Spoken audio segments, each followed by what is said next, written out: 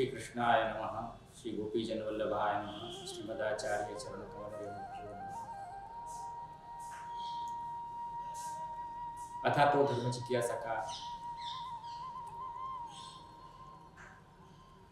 यह सत्र एक नए रूप से हम लोग आरंभ कर रहे हैं ताकि सभी सनातन धर्म संबंधी जिज्ञासाओं का समाधान हो और खास करके पुष्टि मार्गीय वैष्णवों की शंकाओं का और जिज्ञासाओं का समाधान प्रस्तुत किया जा सके।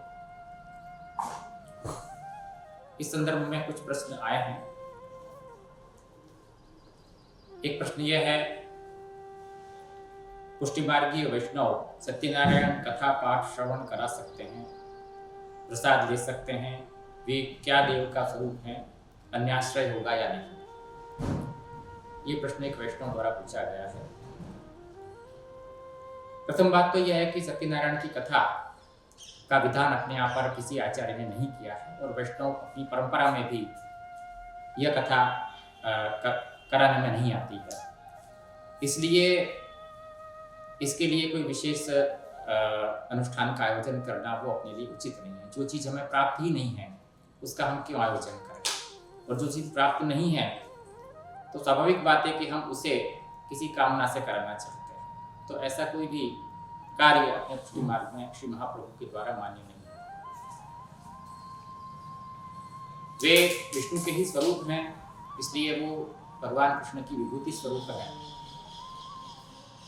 परंतु विभूति स्वरूप का भी आश्रय हम नहीं कर सकते हैं सकाम भावना के लिए। और इसी तरह उनका प्रसाद ग्रहण करना भी मेरी दृष्टि में उचित नहीं है। प्रसाद का सम्मान करना चाहिए, परंतु उसमें उसका ग्रहण करना उचित नहीं है। इसी प्रकार अन्याश्रय होगा कि नहीं, जब इस प्रश्न पर हम आते हैं तो निश्चित ही ये हम सकाम कार्य कर रहे हैं और न भी करते तो भी ये विभूति की भी जो है वो आश्रय करना, वो अन्याश्रय करना ही कहलाया जाएगा पुष्टि मार्गीय दृष्टिकोण से। स्वाति शाह का प्रश्न है, माला पहरावणी और चुनरी मुंदरत पुष्टि सिद्धांत के अंतर्गत है या नहीं? मैं ये प्रश्न जिन महानुभावों ने पूछे हैं उन्हीं के शब्दों में मैं ये उत्तर जो है वो ये प्रश्न जो है वो नहीं पूछ रहा, इनको अपने ढंग से पूछ रहा हूँ, लेकिन जो उन्होंने पूछा है वो सब कुछ इसमें आ जा रहा है। तो पहला इनका प्रश्न है कि माला पहरावणी यद्यपि बहुत प्राचीन परंपरा है ऐसा नहीं है, 200-250 वर्ष पूर्व आरंभ हुई परंपरा है, ऐसा इसे माना जा सकता है, परंतु फिर भी इसे करने में किसी पुष्टि सिद्धांत का बात होता है ऐसा मुझे नहीं लगता है। और इसमें वैष्णव जो कि नित्य लीला धाम में जाते हैं उनकी खुशी के लिए, जैसे अपने वृंदावन इत्यादि में भी तिरुभाव महोत्सव मनाया जाता है, कोई भी साधु संत या कोई भी वैष्णव वहाँ पे यदि नित्य लीलास्थ हो जाते हैं, भगवत धाम में पहुँच जाते हैं, तो उनके लिए वहाँ पर भंडारा इत्यादि का आयोजन किया जाता है। तो ये उनकी स्मृति में वहाँ पर जैसे आयोजन किया जाता है उसी तरह का ये अपने यहाँ का पुष्टि मार्गीय प्रकार का आयोजन उस समय के आचार्यों ने आरंभ किया, और इसमें मुझे कुछ अनुचित प्रतीत नहीं होता। इसकी अनिवार्यता है या नहीं उस पर प्रश्न हो सकता है, अथवा तो इसमें कोई व्यावसायिकता आ जाती हो तो वो समस्या है, लेकिन उनसे रहित होकर अगर किया जाए तो मुझे नहीं लगता इसमें कोई पुष्टि सिद्धांत का विघात होता है। दूसरा प्रश्न चुनरी मनोरथ का था, जो आजकल अधुना समय में बहुतायत से श्री यमुना जी के लिए किया जाता है, इसको हर जगह हम देख सकते हैं, परंतु यदि हम इसको पुष्टि मार्गीय दृष्टिकोण से देखने का प्रयास करें तो पुष्टि सिद्धांतों की चौखट में यह फिट नहीं बैठता है, क्योंकि अपने यहाँ का जो प्राचीन क्रम है वो तो श्री यमुना जी के तट पर श्री यमुना जी का श्रृंगार करके साथ में श्रीनाथ जी को भी पधराया जाता है, क्योंकि केवल स्वामी जी का पूजन या सेवन अपने यहाँ पर नहीं किया जाता है, वहाँ युगल सरकार ही हमेशा हर जगह विराजते हैं, ये प्राचीन पद्धति है। उनका श्रृंगार श्री यमुना तट पर किया जाता है और उसके बाद उनको यथाशक्ति दूधघर या अंसखड़ी भोग रखा जाता है। यही प्रकार प्राचीन प्रकार अपने यहाँ पर मान्य है। विगत कुछ 20-25 वर्षों में ये चुनरी मुहूर्त का आरंभ हुआ है। अब इसमें पुष्टि सिद्धांत के साथ कैसे संगति नहीं बैठती वो मैं आपको बताने का प्रयास करता हूँ। एक तो ये चुनरी शब्द ही यहाँ पर पुष्टि मार्ग में प्रयुक्त नहीं होता है। ये शब्द ही जो है वो श्री यमुना जी के संदर्भ में या स्वामी जी के संदर्भ में ये अपने आप इसका प्रयोग नहीं होता है। अपने आप पर साड़ी चोली धराने की परंपरा है। इन साड़ी चोली जैसे शब्दों का प्रयोग जो है वो अपने आप पर मान्य होता है। और इसी तरह से इसके बाद जब हम यमुना जी में इसको फैलाते हैं तो यमुना जी में नाव के ऊपर बैठकर इसको हम चुनरी को यमुना जी के ऊपर धराने की भावना करते हैं। तो ये कहाँ तक उचित है कि जिस देव का हम श्रृंगार कर रहे हैं, जिसको चुनरी पहरा रहे हैं, उसी के ऊपर चढ़कर और इस श्रृंगार को किया जाए, तो ये उचित नहीं प्रतीत होता है। इसी तरह अपने आप पर इतनी सारी चुनरियों को एक साथ जो है वो लटका कर और प्रदर्शन की भावना इसमें अधिक प्रतीत होती है। श्री यमुना जी के सुख की भावना जो पुष्टि मार्ग में मूल है वो इसमें दिखाई नहीं देती है। तो मेरा ये मानना है कि इतनी सारी चुनरियों को इस तरह करने की बजाय, साड़ियों को इस तरह करने की बजाय अधिक भोग धरना ये पुष्टि मार्गीय परंपरा के अनुरूप प्रक्रिया है। तो वह यदि श्री यमुना जी की कोई सेवा करनी है तो इस तरह की जानी चाहिए, न कि इस तरह के प्रदर्शन से। दूसरा, ये मर्यादा मार्गी अधिक प्रतीत होता है, क्योंकि अक्सर नदियों को चुनरी पहनाई जाती है। जब हम गंगोत्री, यमुनोत्री इत्यादि स्थानों पर जाते हैं तो वहाँ पर मैया है और मैया को चुनरी पहनाई जाती है। तो यद्यपि वहाँ पर वो छोटे छोटे वस्त्रों के रूप में चढ़ाई जाती है, लेकिन यही प्रकार का विस्तार यहाँ पर हो गया लगता है, ऐसा मुझे प्रतीत होता है। तो अपने यहाँ पर श्री यमुना जी को और नदियों की तरह केवल माँ नहीं माना जाता है, अपितु स्वामिनी के स्वरूप में भी स्वीकारा गया है। तो उनको इस तरह के श्रृंगारित करके, चढ़ के श्रृंगारित करना ये इतना उचित नहीं प्रतीत होता जितना उनको अधिक से अधिक हम भोग धर के संतुष्ट करते। पुष्टि मार्गीय वैष्णव मृत्यु पश्चात देह नेत्र दान करना चाहे तो उचित है। ये बहुत वर्तमान संदर्भ का प्रश्न है, उचित है। और मुझे लगता है कि जैसे हम रक्तदान भी करते हैं या जीवित व्यक्ति भी रक्तदान करता है या अपने किडनी इत्यादि अंगों का दान अपने निकट परिजन को करता ही है, तो ये भी परोपकार के तहत मान्य है। और अपने यहाँ ऐसे ऐसे राजाओं का वर्णन भी आता है कि जिन्होंने अपने अंगों को भी दान किया था। अपने हाथ पैर काट कर भी राजा शिबी ने बाज को संतुष्ट करने का प्रयास किया था। ये वर्णन अपने पुराणों में, अपने शास्त्रों में आते ही हैं। तो जैसे जीवित रहकर भी अपने अंगदान कर किया जा सकता है, वैसे ही मृत्यु के पश्चात भी यदि हमारे अंग किसी व्यक्ति के उपयोग में आते हों तो हमें परोपकार की दृष्टि से उसे युक्त ही मानना चाहिए, ऐसा मेरा मानना है। एक प्रश्न यह है कि दादाजी या पिताजी जीवित हों तो बड़ा तिलक नहीं लगाना चाहिए। ऐसा कोई विधान मुझे उपलब्ध नहीं हुआ कि छोटा तिलक करो या बड़ा तिलक करो। अपने यहाँ जो जिस मार्ग में जिस प्रकार का तिलक है उस प्रकार का तिलक, ऊर्ध्वपुंड इत्यादि जो भी तिलक जहाँ पर मान्य है उतने ही आकार में और हमेशा के लिए मान्य है, क्योंकि ये तो एक वैष्णव का आचार है। इसमें माता का रहना, पिता का रहना या न रहना कोई महत्व नहीं रखता है। प्रश्न पूछा गया है कि मैं कृष्ण भक्ति सख्य भाव से करना चाहता हूं तो पुष्टि मार्ग में दीक्षित हो सकता हूं। देखिए बंधु, आप जैसे और भक्ति मार्ग हैं उनमें भी सर्वभाव से सेवा प्रभु की हो ही सकती है, भक्ति हो ही सकती है। इसी प्रकार से पुष्टि मार्ग में भी महाप्रभु श्री वल्लभाचार्य का कथन है कि सर्वदा सर्वभावेन भजनीयो प्रजाधिपति। तो सर्वभाव से भजन किया ही जा सकता है। तो सर्वभाव में जो भी भाव ब्रज के भक्तों ने किए, ये सारे भाव अपने प्रभु के साथ किए ही जा सकते हैं। बस भक्ति की जो परिभाषा महाप्रभु ने स्वीकार की है कि महात्म्य ज्ञान पूर्वक सुदृढ़ सर्वतोधिक इसलिए है, उस भक्ति की चौखट में रहकर हम ये भाव करें। प्रश्न है, मेरे माथे श्री गोवर्धन नाथ चित्रित जी विराजते हैं, उनका श्रृंगार अधिक नहीं हो सकता है, तो क्या मैं मदन मोहन जी भी बदला सकता हूँ? देखिए, इसमें बात ऐसी है कि आसक्ति की बात होनी चाहिए। आपने जिस ठाकुर जी को बधाया है उसमें आपकी आसक्ति दृढ़ होनी चाहिए, चाहे उसमें श्रृंगार हो सकते हो या कम हो सकते हो या नहीं हो सकते। यदि आपने अपन चुनकर ये स्वरूप अपने गुरुदेव से पढ़ाया है तो फिर दूसरे स्वरूप को पधराने का आग्रह नहीं रखना चाहिए। हाँ, यदि आपके यहाँ परंपरा से ये स्वरूप विराज रहे हों और आपके मन में श्रृंगार करने की भावना हो तो जरूर आप दूसरे स्वरूप को पधरा सकते हैं। और लेकिन केवल श्रृंगार करने के लिए ही स्वरूप को स्थापित करना ये थोड़ा सा गौण भाव प्रतीत होता है, क्योंकि हमारी श्रृंगार में आसक्ति है। श्रृंगार एक सेवा है, तो एक प्रकार की सेवा में यदि हमें आसक्ति है तो हम प्रभु को बदल सकते हैं, ऐसा नहीं होना चाहिए। सेवा शक्ति का मतलब ये होता है कि हम धीमे धीमे अपनी सेवा शक्ति को प्रभु आसक्ति तक बढ़ाएं। अर्थात सेवा शक्ति धर्माशक्ति है जो हम अपने प्रभु के लिए करते हैं, उसको हम अपने धर्मी तक अर्थात श्री कृष्ण तक उस प्रेम को लेके जाएं, उस आसक्ति को लेके जाएं, ये अपेक्षित है। इसलिए प्राथमिक अवस्था में ये ठीक है कि आपके यदि प्रभु आपके माथे नहीं विराज रहे हैं, अर्थात आपने नहीं पधराए हैं, आपके माता पिता के समय से विराज रहे हैं, तो आप जरूर जो है मदन का स्वरूप पधराएं और सेवा करें। बाकी यदि आपने चुने हैं तो इस तरह बार बार स्वरूप को बदलना स्वरूपाशक्ति की दृष्टि से सर्वथा अनुचित है।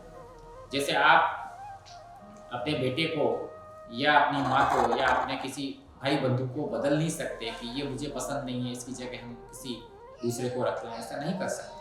इसी तरह प्रभु के साथ भी स्वरूपाशक्ति हमें रखनी चाहिए। एक प्रश्न है, प्रभु का श्रृंगार चौकी पर ही करना चाहिए या गोद में पधरा कर भी किया जा सकता है? देखिए, सामान्य परंपरा ये कहती है कि हमें सुंदर चौकी पर सुंदर गुदगुदा वस्त्र बिछाकर इसमें प्रभु आनंद से विराज सकें, उनके सुख का ध्यान रखते हुए श्रृंगार करना चाहिए। गोद में पधराने का कोई निषेध नहीं है, लेकिन जब हम प्रभु के महात्म्य की दृष्टि से देखते हैं और प्रभु के सुख की दृष्टि से भी देखते हैं तो चौकी पर पधराकर श्रृंगार करना ज़्यादा उचित लगता है। हाँ, किसी ऐसी स्थिति में कि जब प्रभु आपके बड़े हों और आप चौकी पर किसी श्रृंगार को नहीं धरा पा रहे हों तो बड़ी सावधानी से आपको अपनी गोद में पधराकर उस श्रृंगार विशेष को धराकर फिर से चौकी पर पधराकर आपको सेवा करनी चाहिए या श्रृंगार करना चाहिए। प्रश्न है, ब्रह्मवैवर्त पुराण कई लोग सत्य नहीं मानते, सत्य क्या है? ये आजकल सनातन धर्म के नाम पर चल रहे पाखंडियों का ही एक विधान है।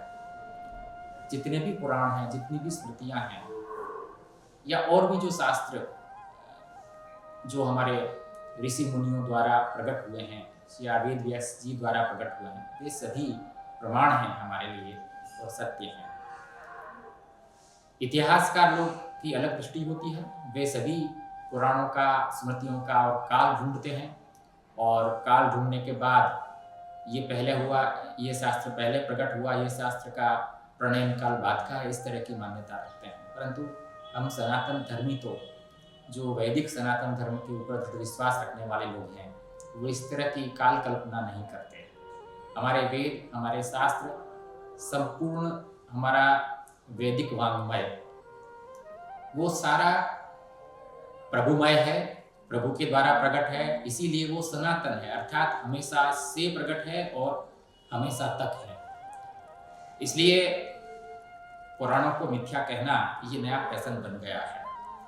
लेकिन जितने भी आचार्य हुए हैं, हमारे मान्य आचार्य हैं, चाहे वो श्रीमद् भगवत्पाद शंकराचार्य हों, रामानुज हों, माधव हों, निम्बार्क हों, श्री कृष्ण चैतन्य जी हों, श्री वल्लभाचार्य जी आदि और भी इनके अवान्तर जितने भी उपमार्ग हों, कोई भी इन शास्त्रों को, कोई भी इन पुराणों को मिथ्या नहीं मानता है। इसलिए ऐसे पाखंडी वचनों से बचें, ऐसे पाखंडी वक्ताओं से बचें जो पुराणों को, स्मृतियों को प्रक्षिप्त मानता है या बाद का मानता है। एक प्रश्न आया है कि गर्ग संहिता में श्री राधा तथा श्री दामा जी के परस्पर साथ की कथा है। इसी प्रकार राधा जी की छाया का जावट गांव में विवाह हुआ था। तो प्रश्न इनका यह है कि क्या लीला में क्रोध आदि हो सकते हैं या श्री राधा जी का विवाह हुआ था? गर्ग संहिता में तो इस प्रकार की कथा मैंने नहीं देखी, लेकिन ब्रह्मवैवर्त पुराण में ये कथा अवश्य आती है। और ये कथा श्री कृष्ण जन्मखंड के अध्याय 1 से 3 के मध्य में है। और इसमें जो वर्णन आता है उसका मैं हिंदी अर्थ आपको पढ़ के बता रहा हूँ। श्री नारायण ने कहा, एक बार भूलोक में श्री कृष्ण गिरजा देवी के समीप थे। श्री राधा जी को यह ठीक नहीं लगा। श्री राधा सखियों सहित वहां जाने लगी, तब श्रीदामा ने उन्हें रोका। इस पर श्री राधा ने श्रीदामा को साफ दे दिया कि तुम असुर योनि को प्राप्त हो जाओ। तब श्रीदाम ने भी श्री राधा को यह साफ दिया कि आप भी मानवीय योनि में जाएं। वहां गोकुल में श्री हरि के ही अंश महायोगी रायण नाम के एक वैश्य होंगे। आपका छाया रूप उनके साथ रहेगा। अतएव भूतल पर मूढ़ लोग आपको रायण की पत्नी समझेंगे। श्री हरि के साथ कुछ समय आपका बिछोह होगा। ये साफ श्रीदामा ने श्री राधा जी को दिया। इस प्रकार ब्रह्मवैवर्त पुराण में आता है। इससे श्रीदामा और श्री राधा दोनों को ही क्षोभ हुआ। तब श्री कृष्ण ने श्रीदाम को सांत्वना देकर कहा कि तुम त्रिभुवन विजेता सर्वश्रेष्ठ शंखचूड़ नामक असुर होगे और अंत में श्री शंकर के त्रिशूल से भिन्न देह होकर यहाँ मेरे पास लौट आओगे। श्री राधा को बड़े प्रेम के साथ हृदय से लगाकर भगवान ने कहा, वाराह कल्प में मैं पृथ्वी पर जाऊंगा और व्रज में जाकर वहां पवित्र काननों में तुम्हारे साथ विहार करूंगा। मेरे रहते तुमको क्या भय है। इस प्रकार की कथा ब्रह्मवैवर्त पुराण में आती है। तो ये कथा भी है और ये कथा भी हमारे पुराण में कही गई है, इसलिए परम प्रमाण रूप है, मान्य है। श्री राधा जी का छाया का विवाह रायण नाम के गोप के साथ होगा, ये बात यहाँ पर स्पष्ट लिखी गई है। अब प्रश्न यह है कि क्या लीला में इस तरह के काम क्रोध इत्यादि हो सकते हैं? लीला स्थानों पर जहाँ प्रभु साक्षात विराज रहे हैं वहां पर ये माया जनित कार्य, प्रकृति जनित कार्य, काम क्रोध लोभ इत्यादि हो सकते हैं? तो इसका तो उत्तर यही है कि जब प्रभु को भूतल पर लीला प्रकट करनी होती है तो अपने नित्य परिकर को भी इस प्रकार शाप का ब्याज से, शाप के बहाने से भूतल पर भेजते हैं और फिर भूतल में जाकर अपनी लीला प्रकट करते हैं अपने परिकरों के साथ, ताकि उस लीला को देखकर, उस लीला का गान करके आगे भी जो भक्त हैं वो कृतार्थ हों और प्रभु के उस नित्य लीला धाम तक पहुंच सके। इसलिए वहाँ के जो भी काम क्रोध लोभ इत्यादि दिखाई पड़ते हैं वे सत्य नहीं है, केवल वे भूतल पर लीला प्रकट करने के लिए किए गए एक नाटक मात्र है, ऐसा हमें समझना। एक बंधु पूछते हैं कि YouTube में कई वक्ता पुराणों को कल्पित बताते हैं, पुनर्जन्म नहीं मानते, फिर भी लाखों फॉलोअर्स उनके होते हैं। देखिए भैया, पुराणों को कल्पना कहना ये आज का फैशन बन गया, जैसा मैंने पहले भी कहा। लेकिन जो आस्तिक लोग हैं, जो सनातनी लोग हैं, जो शास्त्र पर विश्वास करते हैं, वो इस तरह की बातों को नहीं मानते। अब प्रश्न ये रहा कि लाखों फॉलोअर्स उनके होते हैं, तो क्या जिसके लाखों फॉलोअर्स होते हैं वो प्रामाणिक होता है? ऐसा नहीं कहा जा सकता है। कोई भी व्यक्ति अपनी वाणी के जोर से, वाणी की ओज से, या आजकल लॉजिक देकर शास्त्र को समझना एक फैशन बन गया है, जबकि ये बात आस्तिक लोगों के लिए, आस्तिक जो आचार्य हैं, संत हैं, उनके लिए ये बात सर्वथा अमान्य है। लॉजिक से यदि हम शास्त्र को समझेंगे तो जिस शास्त्र के जिस भाग में लॉजिक होगा वही भाग हम लोगों की समझ में आएगा। जिस भाग में लॉजिक नहीं समझाया गया होगा या नहीं हो सकता, उसको हमें प्रक्षिप्त मानना पड़ेगा, जैसा कि आज के आधुनिक वक्ता कहते हैं। इस तरह की परंपरा हमारे यहाँ नहीं है। हम शब्द प्रमाणवादी हैं, हम शास्त्र को प्रमाण मानते हैं। शास्त्र का एक एक शब्द हमारे लिए परम सत्य है, भगवत वाक्य है। इसलिए लाखों फॉलोअर्स यदि लॉजिक के बल पर इकट्ठे हो भी जाएं तो वो लोगों का भला नहीं कर सकते, लोगों का कल्याण नहीं कर सकते। वो शास्त्र मत नहीं है, वो शास्त्रीय मत नहीं है। इसलिए इन ऐसे वक्ताओं के जाल से हम बचें। लाखों फॉलोअर्स तो अनेक नए नए वक्ताओं के भी हैं, होते हैं, लेकिन क्या उनका मत सत्य है? कितना मत उनका शास्त्रीय है? वो तो शास्त्र जब आप पढ़ेंगे, शास्त्र के यथार्थ को आप जानेंगे, तब समझ में आएगा। इसीलिए मैं हमेशा से ये कहता रहा हूँ कि नए वक्ताओं के जाल में हमें नहीं फंसना चाहिए। जो पुराने संप्रदाय हैं उन्हीं में हमें जाना चाहिए, ऐसा हम सभी आस्तिक जन मानते हैं। एक प्रश्न ये पूछा गया है, पूछने वाले ध्रुव बत्रा नाम के महानुभाव हैं। व्रत के दिन शंकु का उपयोग करना चाहिए या नहीं, ये उनका प्रश्न है। आपका प्रश्न बहुत अच्छा है, क्योंकि व्रत के समय हम अपने इष्ट में एकाग्र होने का प्रयास करते हैं, अपने मन को, अपने शरीर को, अपनी वाणी को, अपनी इंद्रियों को अपने इष्ट में लगाने का प्रयास करते हैं। जो व्रत का अर्थ भी है उपवास। उपवास का अर्थ है उपसमीपे वासः, अर्थात अपने इष्ट के समीप में रहना, मन से, क्रिया से, वाणी से। और इसके लिए बहुत सारे नियम शास्त्र ने बताई दी हैं। जैसे कि धर्म सिंधु में भी बताया गया है, और निर्णय सिंधु भी इसी प्रकार का ग्रंथ है जो परम प्रमाण माना जाता है। उसमें मत्स्य पुराण का एक श्लोक दिया गया है, तस्मात् कृतोपवासेन स्नानम अभ्यंग पूर्वकम वर्जनीयम प्रयत्नेन रूपघ्नम तत्परम नृप। मत्स्य पुराण के वचन है कि जब हम उपवास करते हैं तो स्नान में हम अभ्यंग न करें। अभ्यंग का अर्थ होता है कि अपने शरीर को शैम्पू आदि, साबुन आदि से प्रक्षालन न करें, न धोएं। वर्जनीयम प्रयत्नेन, उसको प्रयत्न करके उसको वर्जन करना चाहिए, क्योंकि वो रूपघ्न हो जाता है, हमारा रूप भी उससे समाप्त हो जाता है यदि व्रत के बीच में इस तरह के हम अपने इन नियमों को तोड़ते हैं तो। इसलिए व्रत के समय इन सब का उपयोग हमें नहीं करना चाहिए। हाँ, स्त्रियों के लिए कुछ छूट इसके अंदर है, लेकिन उस विषय में हम अभी नहीं जाएंगे, बहुत ज्यादा विस्तार हो जाएगा। एक प्रश्न यह है कि जैसे वेदाध्ययन के लिए वर्ण का नियम है, इसी प्रकार क्या पुराण इतिहास ग्रंथों के लिए भी कुछ नियम हैं?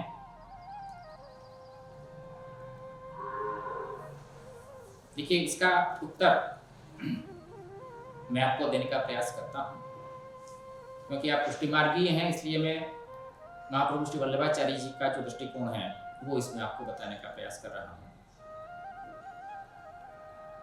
महाप्रभु जी ने तृतीय स्कंद भागवतार्थ निबंध में यह आज्ञा की है कि यदुपनिषदम ज्ञानम श्री भागवतमेव वा वर्णिनामेव तद्धि स्यात् स्त्री शूद्राणां ततोऽन्यथा।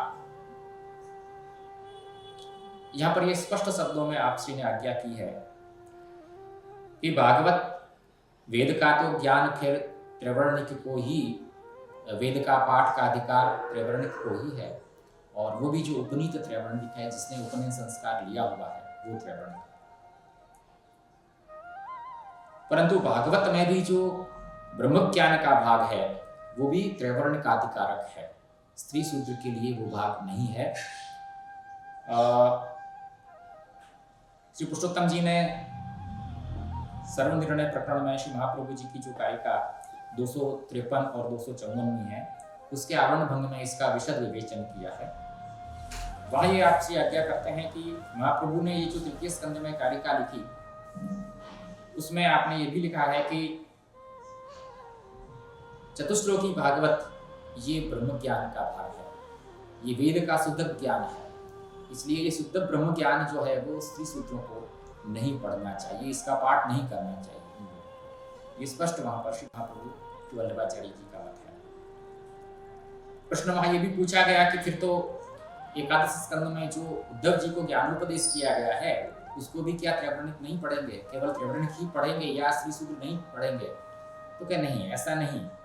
श्री पुरुषोत्तम जी वहां पर बहुत स्पष्ट शब्दों में यह आज्ञा करते हैं कि वहां का जो उपदेश श्री ठाकुर जी ने उद्धव जी को दिया है वो कर्म ज्ञानादि मिश्रतया उपदेशाच्च तादृशाम श्रावणे बाधका भावेन तत्र तेषाम श्रवणाधिकारस्य सिद्धेः। तो वो जो कर्म और ज्ञान मिश्रतया वहां पर ज्ञानोपदेश है, इसलिए स्त्री सूत्रों को भी वहां पर श्रवण का अधिकार है, उसमें कोई बाधकता नहीं है। ये बात स्पष्ट शब्दों में बताई गई है। इसलिए सर्ववर्ण साधारण श्रीमद् भागवत का भी पठन श्री महाप्रभु जी नहीं मानते। और उसी के अनुसार श्री पुरुषोत्तम जी भी कहते हैं कि ब्रह्मोपदेश भाग व्यतिरिक्त पाठे भी तदुपपत्ति है।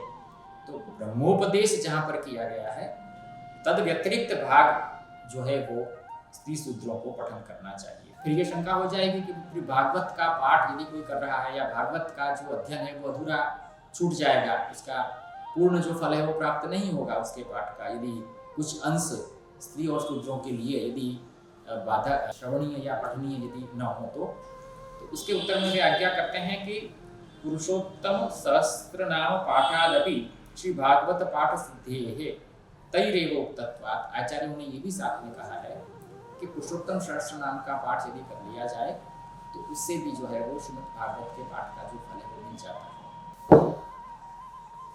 और ये भी पंक्ति यहाँ पर श्री पुरुषोत्तम जी ने कही है, वो भी ध्यान देने योग्य है कि ये पुनः एतन्यकृत्य ब्राह्मणाद्युत्कर्षा सहिष्णव स्वस्य पाठाधिकारम् आपादयन्ति तेषां तु मात्सर्य दोषेण श्री भागवतोक्त धर्मेषु अनधिकारात् तदुक्ते पाठेपि अनधिकार एव इति दिक्।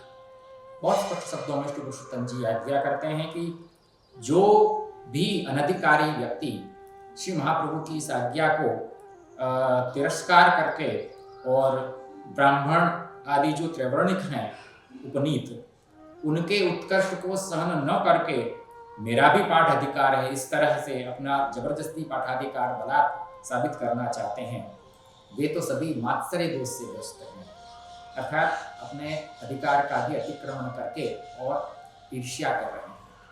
तो ऐसे ईर्ष्यालु व्यक्ति अनधिकारियों का भागवत जिन धर्मों को पालन करने को कह रहा है उन धर्मों में भी अनधिकार है, तो पाठ में तो अधिकार कहाँ से हो सकता है।